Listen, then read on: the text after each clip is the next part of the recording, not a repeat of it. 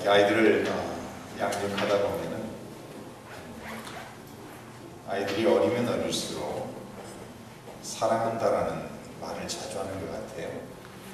남자아이들보다는 여자아이들이 더 표현을 자연스럽게 하는 것 같습니다. 전화통화를 하면은 통화를 끊기 전에 어린아이들이 Daddy, I love you. 아빠 사랑한다. 이런 표현을 하죠. 그러면 나도 너희를 사랑한다. 너를 사랑한다. 이렇게 이야기를 해요. 근데 좀 전 아쉬운 것은 아이들이 커가면서 자꾸 줄어들더라고요. 저희 큰아이인데 큰딸이 대학교 3학년 스토니브룩에 기숙사에 있으니까 일주일에 한 번 이렇게 전화통화를 하면은 대학교를 다니는데도 여자아이라 그런지 전화를 끊을 때쯤 되면은 꼭 그 말을 해요. 저한테 아빠 사랑해요. 참 그 사랑한다라는 말이 얼마나 참 사람을 기쁘게 하는지. 내 아들들은 지금 대학교 1학년 된 아들과 고등학교 2학년 다니는 아들, 그 아이들하고 제가 이제 미팅이라든지 이런 거 있으면서 다른 주에 가서 전화통화를 하면은 대화를 나눈 다음에 끊을 무렵에 그 소리를 안 하더라고요. 애들은요. 남자애들은 어색한지 사랑한다는 표현을 별로 하지를 않습니다.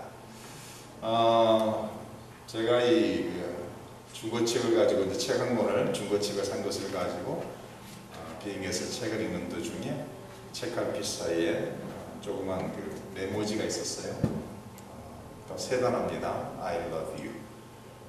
저는 이제 생각하기로는 아내가 어디를 출입을 가고 있으니까 내가 가져가는 책갈피에 그 몇 마디를 써서 집어넣구나 생각을 하고 괜히 기분이 좋아서 아내가 사랑한다라는 표현을 하는 것을 기분이 좋아서 도착을 해 전화를 합니다. 여보, 그 메모지 내가 봤어. 그러니까 집사람이 무슨 메모지? 당신이 나를 사랑한다라는 I love you라는 그 메시지를 봤어. 그러니까 내가 쓴 거 아닌데? 그래서 생각을 해보니까 저는 이제 영어 책들 이렇게 사면은 아마존에서 중고 책들을 주로 삽니다. 새 책은 좀 비싸고. 그래서 이제 아마존 같은 데서 책을 사면은 책이 1전짜리가 많아요.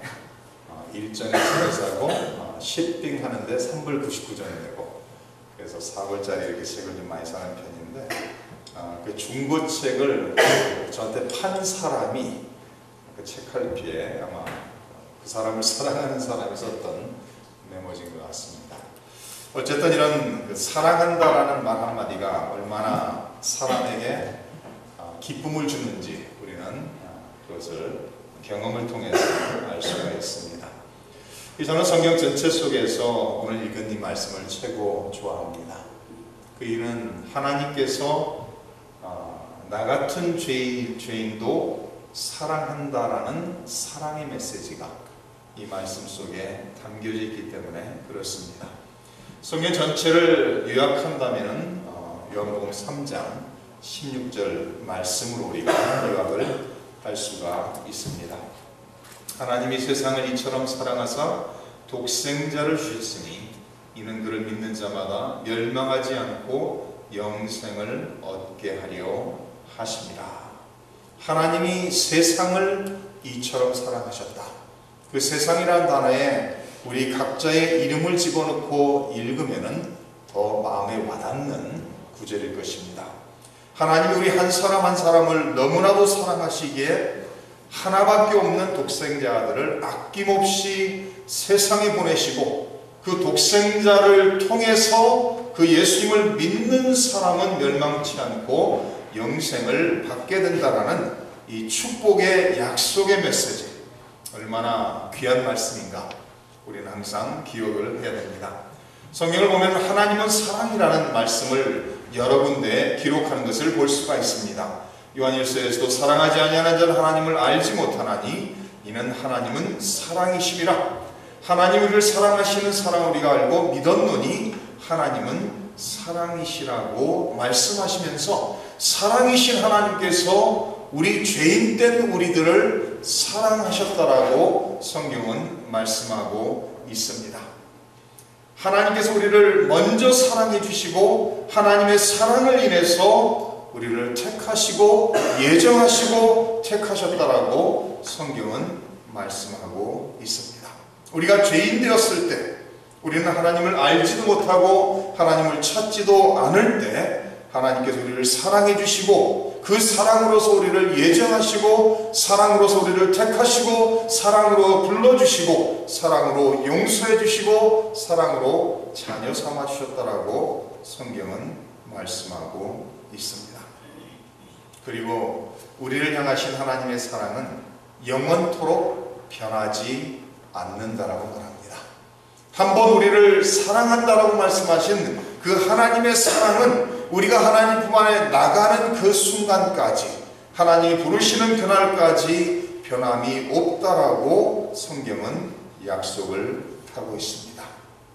오늘 말씀을 보면은 하나님이 세상을, 하나님이 죄인들을, 하나님이 나를 사랑하셔서 독생자를 하나밖에 없는 아들을 세상에 보내셨다라고 말씀하고 있습니다. 하나님의 사랑이 하나밖에 없는 아들을 이 죄악으로 물든 세상에 보내셨다는 거예요. 하나님의 사랑이 하나님과 영원전부터 함께 계신 그 아들을, 독생자 아들을 세상에 보내셨다라고 말씀하고 있습니다. 그리고 독생자 예수님께서 세상에 오신 목적은 죄인들을 섬기기 위해서 오셨다라고 성경은 기록합니다.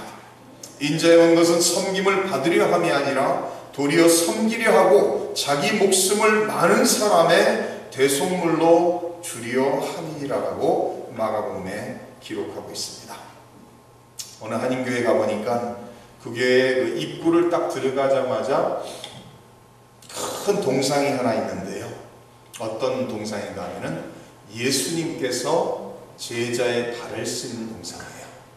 예수님께서는 무릎을 꿇고 더럽고 추한 제자의 발을 손으로 씻으시는 그 모습, 제자는 의자에 앉아서 발을 씻김을 받고 있는 그런 동상의 모습을 교회 입구에 큰 동상 하나 세워놨습니다.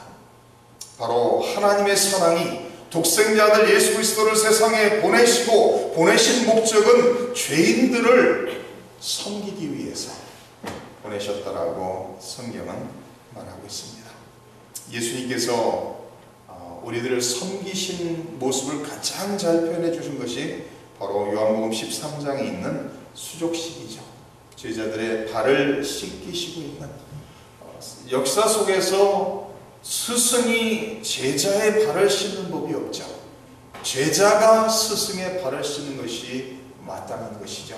더 나아가서는 창조주께서 피조물의 발을 씻으신다는 것은 있을 수도 없는 것이죠. 그러나 우리 예수님께서는 세상에 오셔서 죄인된 우리들을 사랑하시고 그 사랑으로서 섬기시는, 발까지도 씻기시는, 자신을 낮추셔서 겸손한 자리에서 제자들의 가장 더럽고 추한 발까지도 씻기시는 그 사랑의 본을, 섬김의 본을 우리에게 보이신 것을 알 수가 있습니다. 우리 예수님께서는 섬김의 극치, 예수님께서는, 하나님께서는 우리를 사랑하셔서 독생자들을 세상에 보내시고 그 독생자로 죄인들을 섬기게 하시고, 더 나아가서는 독생자 아들을 죄인들을 위해서 십자가에서 희생시켰다는 거예요. 죄인들을 위해서, 우리의 죄의 대가를 치르시기 위해서 독생자 아들의 생명을 십자가에서 바치셨다는 거예요. 오늘 본문 말씀 바로 위에 14절 보면은 이런 말씀이 기록되어 있습니다. 모세가 광야에서 뱀을 든 것 같이 인자도 들려야 하리니 이는 그를 믿는 자마다 영생을 얻게 하려 하심이라 라고 기록하고 있습니다. 예수님께서 모세가 광야에서 노뱀을 들었던 사건을 언급하시면서 모세가 광야에서 노뱀을 들었던 것처럼 인자도 나도 들려야 할 것이라고 말씀하시면서 나를 믿는 자마다 영생을 얻게 하려 한다라고 말씀하고 있습니다. 예수님께서 요한복음 13장 14절에 인용하고 있는 내용은 민수기에 나와 있는 내용입니다. 거기 나와 있는 내용 몇 구절을 읽어드립니다. 백성이 호르산에서 진행하여 홍해 길로 쫓아 에돔 땅을 둘러 행하려 하였다가 길로 인하여 백성의 마음이 상하니라. 백성이 하나님과 모세를 향하여 원망하되 어찌하여 우리를 애굽에서 인도하여 올려서 이 광야에서 죽게 하는고 이곳에는 식물도 없고 물도 없도다. 우리 마음이 이 박한 식물을 싫어하노라 하며 여호와께서 불뱀들을 백성 중에 보내어 백성을 물게 하심으로 이스라엘 백성 중에 죽은 자가 많은지라. 백성이 모세에게 이르러 가로되 우리가 여호와와 당신을 향하여 원망함으로 범죄하였사오니 여호와께 기도하여 이 뱀들을 우리에게서 떠나게 하소서. 모세가 백성을 위하여 기도하며 여호와께서 모세에게 이르시되 불뱀을 만들어 장대 위에 달라 물린 자마다 그것을 보면 살리라. 모세가 놋뱀을 만들어 장대 위에 다니 뱀에게 물린 자마다 놋뱀을 쳐다본즉 살더라. 백성들이 원망으로 가득 찼을 때 불뱀이 나와서 그들을 물어 죽기 시작했습니다. 그들이 모세에게 찾아와서 간청을 합니다. 우리가 하나님께 범죄하였사오니 원망함으로 하나님께 범죄했으니 하나님께 나가서 우리를 살려달라고 기도해달라고 말하죠. 그래서 하나님께서 모세에게 불뱀, 놋뱀을 만들어 장대에 달아 높이 들라고. 그래서 이 불뱀에게 물린 자들마다 모세가 장대에 달아 올린 놋뱀을 쳐다보는 모든 사람은 살 것이라고. 그리고 불뱀에 물린 사람들이 그 놋뱀을 쳐다본 즉 다 살았다라고 성경 기록합니다. 예수님께서 이 사건을 언급하면서 말씀하시는 거예요. 모세가 광야에서 뱀을 든 것 같이 인자도 들려야 하리니. 십자가에 매어 달린 예수님을 바라보는 사람마다 죄를 지은 죄인들이 자신 스스로는 아무 소망이 없지만 예수님을 바라보는 자마다 구원을 받을 것이라고, 생명을 얻을 것이라고 말씀하고 있습니다. 성도님들이 잘 아시는 그 아브라함과 이삭의 내용을 아시죠? 창세기 22장에 가보면 하나님께서 아브라함에게 아들 이삭을 바치라고 명령을 하십니다. 사실은 하나님께서 아들을 주시겠다라고 약속을 하시고 그 아들을 몇 년 후에 받았죠? 25년이라는 세월이 지난 후에야 75세에 부르시고 25년 동안 약속의 아들이 없다가 100세가 돼서 이삭을 하나님께 받습니다. 아마도 이삭이 한 16세, 17세 아마 그 정도 나이가 된 것 같아요. 6, 7년을 그 아들로 인해서 너무나도 행복하고 너무나도 기쁨 속에서 살다가 그 아들이 16세, 17세 됐을 때 하나님께서 그 아들을 바치라고 명령하십니다. 아브라함은 자기 아내와 상의하지도 않고 그 아들을 데리고 모리아라는 지역으로 가서 3일 동안 모리아라는 지역을 향해 걸어가서 하나님께서 지정한 산으로 올라갑니다. 이삭이 물어보죠. 아버지, 칼도 있고 불도 있고 나무도 있는데 하나님께 바칠 재물이 없더라고. 그러니까 아브라함이 말하죠. 하나님께서 준비하실 것이라고. 지금 아브라함의 마음은 어떻게 했어요? 아브라함의 심정은 하나님, 내 아들을 바치라는 것이 아니라 오히려 내 생명을 하나님께 드리라 하면은 그것이 훨씬 더 쉬울 것이라고. 아마 하나님을 향해서 원망했을 수도 있겠습니다. 하나님께서 나에게 약속하시고 25년 만에 눈에 넣어도 아프지 않은 이런 아들을 주시고 16년이라는 세월을 같이 지내게 하다가 왜 지금 이 아들을 제물로 바치라고 하십니까? 아마 하나님께 가서 간청해보기도 하고 눈물로 부르짖기도 하고 그랬을 것입니다. 그럼에도 불구하고 하나님의 명령을 따라 산을 향해 올라갑니다. 아들을 밧줄로 묶고 칼을 들고 아마 눈물을 흘리면서 칼을 내리치려는 순간 하나님께서 중단시키시죠. 그리고 하나님께서 하나님께 바쳐야 할 제물을 준비하셨죠. 저는 아버지로서 자식을 바친다라는 게 상상이 안 돼요. 제가 저랑 참 친한 친구 하나가 몇 년 전에 딸을 먼저 보냈어요. 하나님 품으로. 제 기억에는 아마 11살이었던 것 같아요.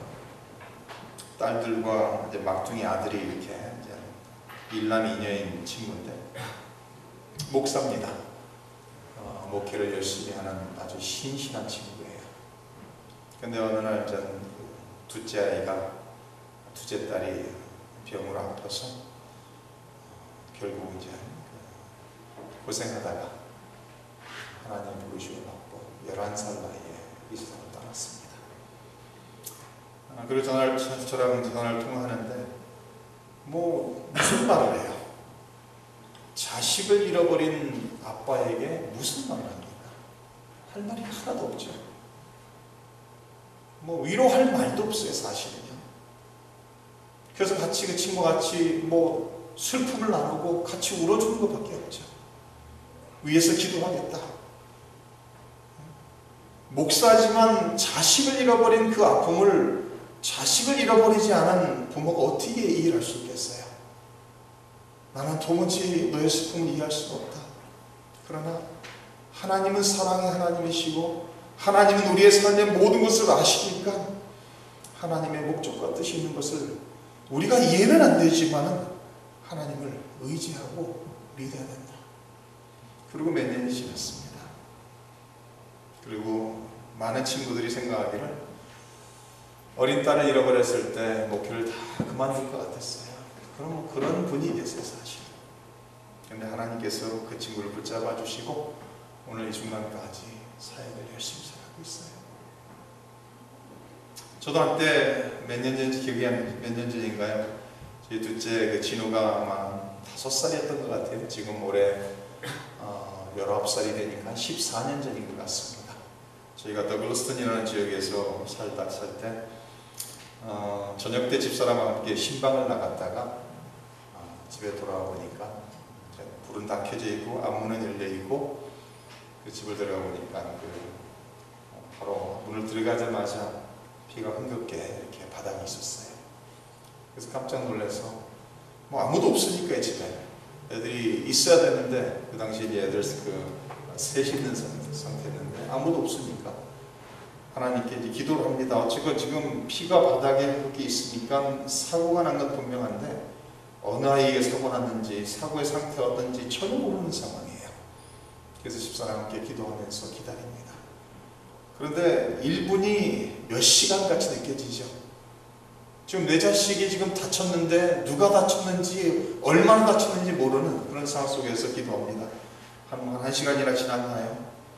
저희 장인어른께서 큰아이와 셋째 아이를 데리고 들어오세요. 그러니까 이제 둘째 아이가 사고가 난 거예요. 그래서 여쭤보니까 큰아이가 줄넘기 점핑 롭을 가지고 2층에서 이렇게 잡고 있고 둘째 아이 진우가 밑에서 그 줄넘기를 잡고서 이렇게 매달리다가 줄넘기가 하도 오래된 거라 탁 끊어졌어요. 그냥 탁 끊어지면서 계단에 뒤통수를 쳤어요. 아이가. 그래서 제가 이제 집사람하고 급하게 부스 메모리얼 호스피털을 갔습니다. 딱 갔더니 5살짜리 진우가 지금 수술을 받아야 되는 그런 상황이에요. 그래서 제가 급하게 들어가 보니까 의사들이 이 아이가 가만히 있지를 않아서 수술을 못한다는 거예요. 그래서 들어가서 보니까 바로 그 뒤통수 밑에 목 바로 위 그 사이에 한 이만큼이 찢어졌어요. 이만큼 찢어고 깊이 찢어졌어요. 이게 제가 봐도 아주 심각한 상태예요. 의사가 저한테 말합니다. 네가 지금 네 아들 얼굴을 좀 꽉 잡아달래요. 지금 수술을 해야 되는데 애가 너무 이제 지금 두려우니까 막 발버둥 치는 거예요. 그래서 움직이니까 수술 못하니까 내가 내 아들 얼굴 좀 잡으라고 해서 제가 급하게 나가고 아빠가 왔다고 하면서 얼굴을 잡고 가만히 있으라고. 근데 가만히 있습니까? 아이가 가만히 있지 않죠. 계속 흔들어요. 근데 마취를 시켜야 되는데 마취를 못 시키는 거예요. 그러니까 의사가 마취를 아무리 시키려고 해도 안 되니까 마취를 안 시킨 상태에서 그냥 뽕을 뿌렸어요, 이거를요. 그래서 제가 머리를 잡고 있는데 하도 움직이니까 제가 아주 꽉 누르고서 얼굴 쳐다보면서 가만히 있어라. 내가 가만히 있어야지 이걸 꼬매고 빨리 집에 갈 수 있다. 근데 이제 바늘이 들어갈 때마다 아프니까 막 소리를 지는 거예요, 얘가. 그래서 저도 미안하다. 미안하지만 어떻게 하냐. 내가 이렇게 너를 잡아야지만 의사들이 꼬맬 수 있는데. 그리고 이제 여러 바늘을 꼬맨 다음에 이제 아이가 이제 수술이 다 끝나고 나니까 지칠 대로 지쳐서 그냥 이제 제품에서 잠이 들었습니다. 그래서 이제 모든 이제 뭐죠? 서류 해야 될 거 다 사인하고 집을 향해 나옵니다. 제 집사람이 이제 운전하고 집사람이 운전하고 제가 뒷좌석에서 진우를 이제 품에 안고서 감사가 나오는 거예요. 왜냐면은 그 상황에 피를 봤을 때 아이가 살았는지 죽었는지도 모르는 상황이니까 하나님 사고는 난 건 분명한데 좀 죽지만 않게 해주시 이렇게 기도가 나왔어요. 사실은 하나님 죽지만 않게 해주시옵소서. 사람이 아주 그런 다급한 상황 속에서 큰 사고가 난 것을 바라보니까 기도가 그런 기도밖에 안 나오더라고요. 그래서 하나님 어떤 아이인지 모르지만 죽지만 않게 해주시옵소서. 그러고 난 다음에 그 수술하는 걸 제가 잡고서 이제 잠이 드는 아이를 제 품에 안고서 뒷좌석에서 감사하는 게 하나님 죽지 않았으니 감사합니다. 이게 뒤로 넘어지면서 그 찢어진 곳에서 한 1인치만 위로 나와서 뇌진탕으로 죽을 수도 있었을 것이고 1인치 밑으로 내려왔어도 목이 부러졌을 수 있을 것이고 하나님 감사합니다. 안고서 이제 눈물을 흘리면서 감사합니다 기도하면서 감사합니다 하는데 그 순간 갑작스럽게 떠오르는 게 이거예요. 야, 너는 자식이 3개 넷 중에서 하나가 지금 다쳤다가 수술을 받고 돌아오는데 감사하고 있냐? 나는 하나밖에 없는 아들을 너의 죄 때문에 십자가에 바쳤다. 이게 떠오르는 거예요, 순간. 뭐 음성이 들리는 것이 아니라 금방 머릿속에 스쳐가는 거예요. 그 순간 감사를 하고 있다가 이제는 하나님 내 자식을 살려주셔서 감사합니다가 아니라 이제는 하나님 나의 죄를 위해서 독생자들을 내어주셨으니 희생하셨으니 감사합니다를 받겠어요. 저는 아이가 셋이 있는데 그 셋 중에 하나님 죽지만 말게 주시옵소서. 그 수술 받고 나오면서 하나님 안 죽게 해주셨으니 감사합니다 하고 있는데 하나님의 심정은 나는 내 자식을 죽였다라는 거예요. 나는 내 자식을 너의 죄를 위해서 죽였다라고 그 말씀을 하십니다. 우리는 신앙생활하면서 은혜로 구원받았다. 거저 선물로 구원받았다. 거저 받았으니까 이 구원의 선물이 얼마나 귀한 것인가를 모르고 지내는 것 같아요.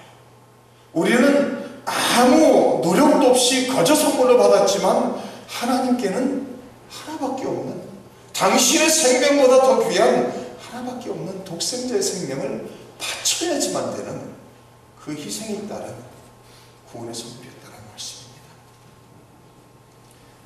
예수님의 십자가의 사건은 가장 저주스러운 죽음이요, 가장 수치스러운 죽음이요, 가장 고통스러운 죽음인 것을 우리는 잘 압니다.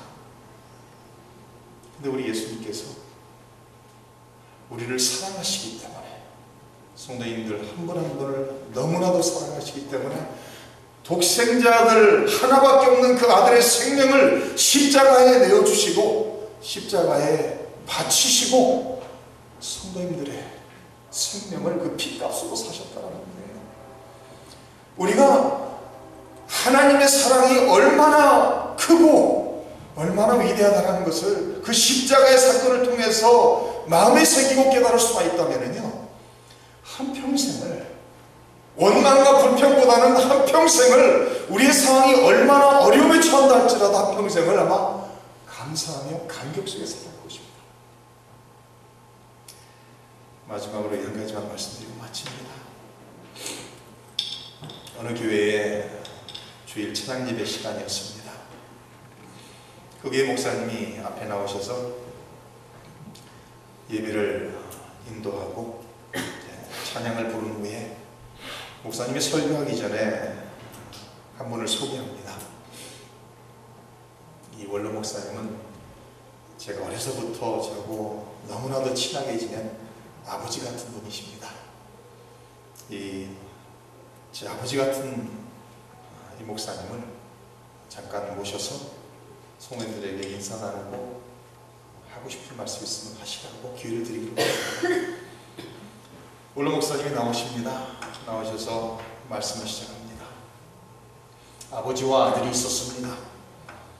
그리고 아들의 친구와 함께 하루는 배를 타고 바다로 나갔습니다. 그 아버지는 배를 많이 탄 사람이라 배를 무서워하진 않았는데 그날은 배를 타러 나간 그날에 갑작스럽게 바람이 불어 폭풍 속에서 배가 뒤집어졌습니다. 배가 뒤집어지면서 자기의 아들과 아들의 친구가 지금 물에 빠져 있습니다. 그 아버지가 생명선은 하나밖에 없습니다. 지금 이 생명선을 누구에게 던져야 될 것인가 고민을 합니다.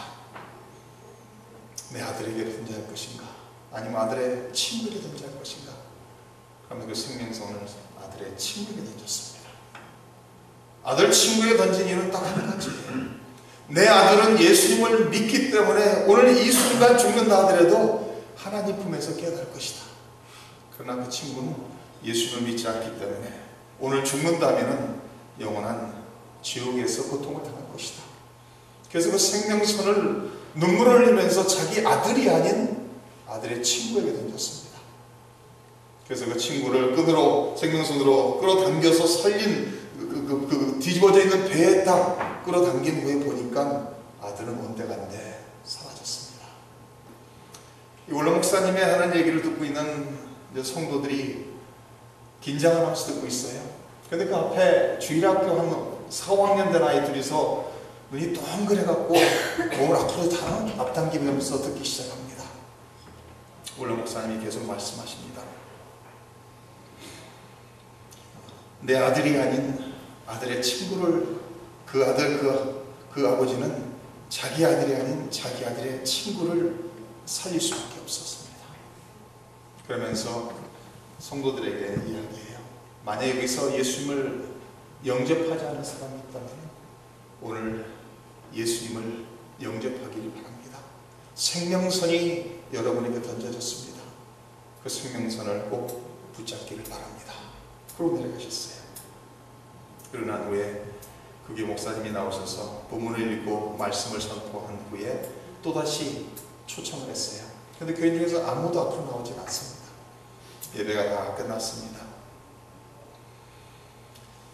국민학생 둘이서 그 원로 목사님, 할아버지 목사님이 찾아와서 목사님, 그 스토리는 참 감동적인 스토리였습니다.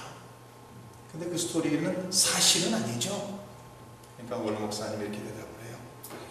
참 믿기 어려운 스토리인지 어떻게 아버지가 자기 아들이 아닌 아들의 친구를 살 수 있겠냐. 참 믿기 어려운 스토리지. 그러나 바로 그 아버지가 나였단다. 그리고 지금 예배를 인도했던 그 목사님이 바로 내 아들 친구란다. 아들이 아닌 아들을 바치고서 아들 친구를 살리는, 우리 예수님께서 십자가에서 절규하실 때 아빠, 아버지 왜 나를 버리시나이까 절규할 때 천하 만물을 말씀으로 창조하신 창조주 능력의 하나님께서 그 아들의 절규를 외면하실 수밖에 없는, 그 아들을 십자가에 희생해야지만 성도님들마저를 구원하실 수 있는 길이 열렸다는 거예요. 사랑하는 성도님들, 하나님이 성도님들을 얼마나 사랑하시는지 십자가를 바라보며 십자가를 묵상하신다면 마음 깊이 깨달아질 것입니다. 하나님의 사랑의 성도님들이 이 자리에 있도록 인도하신 것입니다. 그리고 하나님의 사랑이 성도님들의 삶을 오늘 이 순간도 붙잡고 계시고 인도하고 계시고, 어떤 상황에서든지 하나님은 성도님들 떠나지 않고 버리지 않겠다고 약속하시며, 어느 누구도 하나님의 사랑 안에서, 그리스도 예수 안에 있는 하나님의 사랑 안에서 성도님들을 끊을 수 없다라고, 하나님의 손에서 어느 누구도 어느 무엇도 성도님들을 빼앗아갈 수 없다라고 약속하시고 있습니다.